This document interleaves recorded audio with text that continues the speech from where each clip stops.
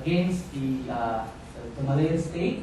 And this started the emergency when acts of violence and terrorism were committed. But the emergency was quite quickly squashed by Gerald Templer. By 1951-52, the communist threat was more or less over. But this then created the situation for the British to decide that the best way to secure Malaya then was not to continue holding on to it as a colony, but to make sure that power was transferred to a group of people who would be pro-British, who would be anti-communist, and who could work together a kind of a compact involving not just the Malays, but also the Chinese and the Indians. And this was the birth then of the alliance government headed by Tunku Abdul Rahman when UMNO, MCA, and MIC came together, won elections in 1955, and power was transferred to this group of people. So Malaya became independent in 1956.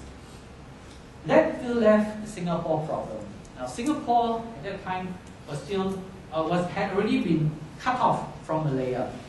In 1946, just after the war, the British developed the Malayan Union Plan in Malaya. The Malayan Union Plan was a short-lived one because it provided for very liberal citizenship rules, which the Malays did not like because it meant that Chinese and Indians could easily become citizens. It removed some of the power from the sultans, which again the Malay political community did not like. So there was then a kind of opposition to the Malayan Union Plan. This was the situation that gave birth to UMNO, and the Malayan Union Plan was then changed to the Federation of Malaya in 1948. The Malayan Union Plan was instituted without Singapore. Singapore was cut off from the Malayan Union Plan because it would have upset the population, the Chinese population in Singapore would have upset the racial arithmetic in the Malayan community. But when the Malayan Union Plan died and the Federation was formed, Singapore was still kept out of the Malayan Federation. So all this time, Singapore was treated as a crown colony on its own. So when the Malayan independence was given, Singapore had its own status. It was still a crown colony, but there were moves towards the evolution of power, and there were then all these constitutional reviews and discussions leading to the Rental Constitution. Singapore were given sort of self-government in 1959 and so on. But the British wanted to hold on to Singapore because it believed that here was a small port, here was a Chinese majority city, here was a city with no resources. It is just not viable for it to be given independence. If it is given independence at a stage, it would very likely turn communist. And if Singapore were to turn communist, then the naval base would be threatened. So that was the calculation. So Singapore had to be held on. So British concerns were that, and this I gather from reading intelligence reports, this was a belief. I put the word communist problem in between inverted commas because that was how the British saw it. They had assessed the situation and they said the communist plan was as follows. They would form a united front by pairing up with legitimate parties like the PAP. They would then subvert the system. They would then turn Singapore communist, and then from the Singapore base, they would start re-entering the Malay Peninsula and subverting Malaya again. So that was the concern that the British had of the communist situation in Singapore. But by then, of course, Malaya had become independent. The communist problem was more or less settled. There was still some pockets of terror actions and all this, but by and large, communism wasn't seen as a real threat in Malaya at the time. But Singapore remained a threat, and the fear was that this threat would then spread back to Malaya. So the British thought, how do we deal with this situation? On the one hand, we want to deal with Southeast Asia as a collective. We've already given Malaya independence as a communist threat in Southeast Asia, in Singapore. Then we still have the Borneo territories, North Borneo, Sarawak, and then the Protectorate of Brunei. Now these are all territories which are politically underdeveloped. They are not ready to be given power.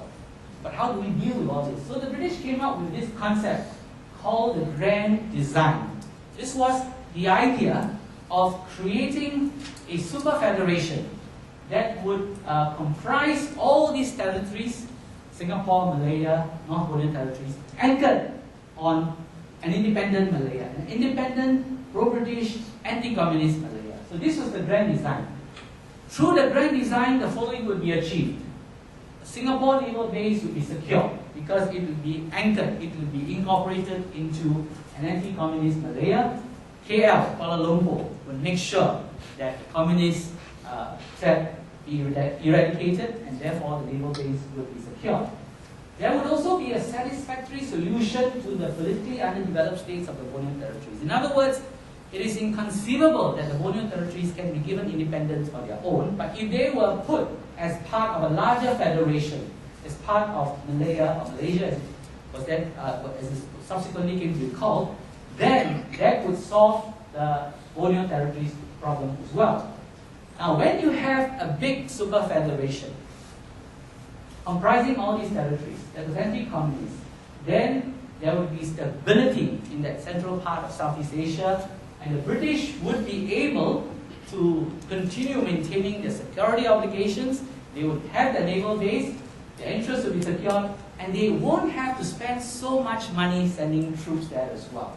So it was a win-win situation. You decolonize, so you fulfill the ambitions and political aspirations of the people, seem to be doing the right thing, your interests are protected, and you also do not have to spend too much money because that would provide stability for you.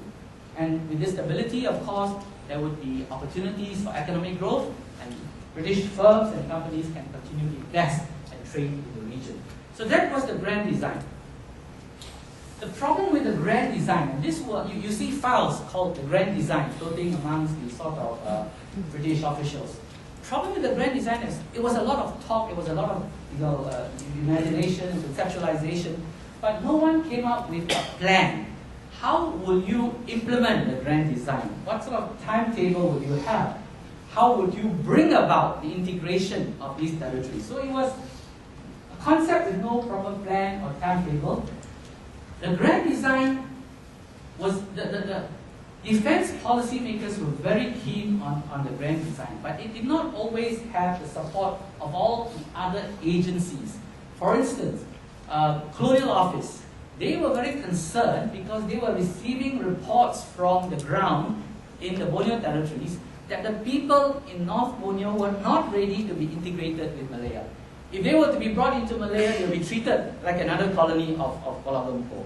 So the Colonial Office had its own skepticism and so on. So there were concerns as well that, well, if we have the grand design, would we still be able to exercise independence of action where the military forces are concerned, or will we have to go to consult with KL each time we want to move troops? So these were considerations as well. The other problem with the grand design was that it was conceived entirely with some officers in London. There was no discussion of this grand design in Malaya, in Singapore, or in the North Borneo territories. And as I shall explain later, the only people who were keen on this grand design were the people in Singapore, especially Lee Kuan Yew.